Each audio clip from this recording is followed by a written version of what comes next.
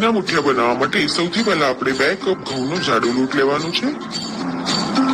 મુઠિયા બનાવવા માટે આપણે ભાખરીનો જે લોટ વાપરીએ છીએ એ નહીં, પણ જે ઘઉંનો જાડો લોટ આવે છે એ લેવાનો છે।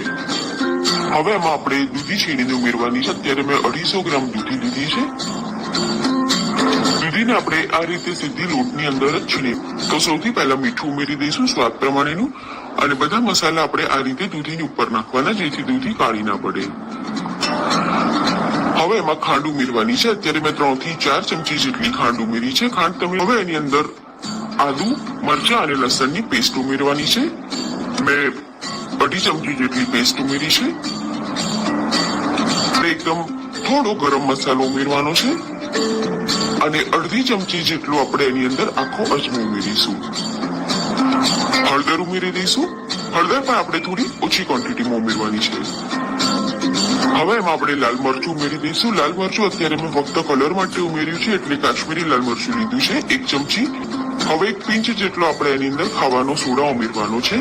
ખાવાનો સોડા ઉમેરવાથી મુઠિયા એકદમ જ સરસ પોચા બને છે, તો એ તમારે બિલકુલ સ્કીપ નથી કરવાનું।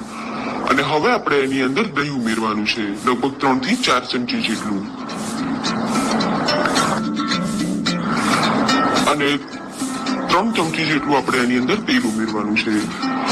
દહીં આટલી ક્વોન્ટિટીમાં ઉમેરવું ખૂબ જરૂરી છે, એના કારણે મુઠિયા એકદમ સરસ ઊંચા બને છે। હવે આપણે દૂધી, દહીં અને મસાલાને પહેલા લોટની સાથે મિક્સ કરી લેવાનું છે।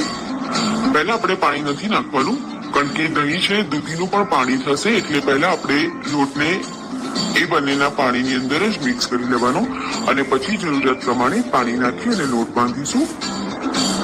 આ લોટ આપણે જયારે બાંધીએ ત્યારે થોડો ઢીલો રાખવાનો હોય છે, કારણ કે આ લોટ બાંધ્યા પછી એને ઓછામાં ઓછો અડધો કલાક માટે રેસ્ટ આપવો જરૂરી છે, એ થોડી કઠણ થઈ જશે। હવે આપણે એને ઢાંકી અને અડધા કલાક માટે રહેવા દેવાનું છે। અડધો કલાક પછી આપણે હાથમાં તેલ લેવાનું છે, અને લોટને આપણે આ રીતે મિક્સ કરી લેવાનું એકવાર। અડધા કલાક પછી જો લોટ આ રીતનો થોડો ઢીલો ના હોય અને વધારે કઠણ થઈ ગયો હોય તો એમાં પાણી નાખી તમારે એને ઢીલો કરી દેવાનો।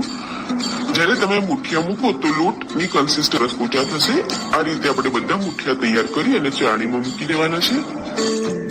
અત્યારે થઈ ગઈ છે, તો આપણે ખોલી અને ચેક કરી લઈશું, અને મુઠિયા ઠંડા થાય પછી એને કટ કરવાના। મુઠિયા વઘારવા માટે અત્યારે મેં 3 ટેબલસ્પૂન જેટલું તેલ ગરમ કરવા મૂક્યું છે। મુઠિયા વઘારવા માટે જો તમે સિંગ તેલનો ઉપયોગ કરશો તો એ ટેસ્ટમાં વધારે સરસ લાગશે। હવે એમાં આપણે 2 ચમચી જેટલી ખમણી રાઈ ઉમેરવાની છે। રાઈ બરાબર ફૂટે એટલે એની અંદર આપણે 1/2 ચમચી જેટલી હિંગ ઉમેરવાની છે। મુઠિયા વઘારતી વખતે હિંગનું પ્રમાણ થોડું વધારે લેવું, અને 2 ટીસ્પૂન જેટલા આપણે તલ ઉમેરવાના છે। જો તમારી પાસે હવે આપણે મુઠિયા ઉમેરી દેવાના છે। મુઠિયાને તમારે ઠંડા થયા પછી જ કટ કરવાના, તો આ રીતે એકદમ સરસ એ કટ થશે। જો તમે ગરમ ગરમ એને કટ કરવા જશો તો એનો ભૂકો થઈ જશે। બરાબર મિક્સ કરી લેવાનું છે। ગેસની ફ્લેમ અત્યારે મેં સ્લો ટુ મીડિયમ રાખી છે। મિક્સ થઈ જાય પછી આપણે ગેસની ફ્લેમને સ્લો કરી દેવાની છે, અને સ્લો ફ્લેમ ઉપર આપણે એને 5 મિનિટ રહેવા દઈશું, અને ત્યાર પછી આપણે ગેસ બંધ કરી દેવાનો છે। મુઠિયા અત્યારે બનીને સર્વિંગ માટે તૈયાર છે, એને મેં કોથમીરથી ગાર્નિશ કર્યા છે। તો તમે આ પ્રમાણે મુઠિયા બનાવીને ચોક્કસ ટ્રાય કરો, અને મુઠિયાની મારી આ રેસીપી તમને કેવી લાગી એ કમેન્ટ કરીને જરૂરથી જણાવો। ફરીથી મળીએ।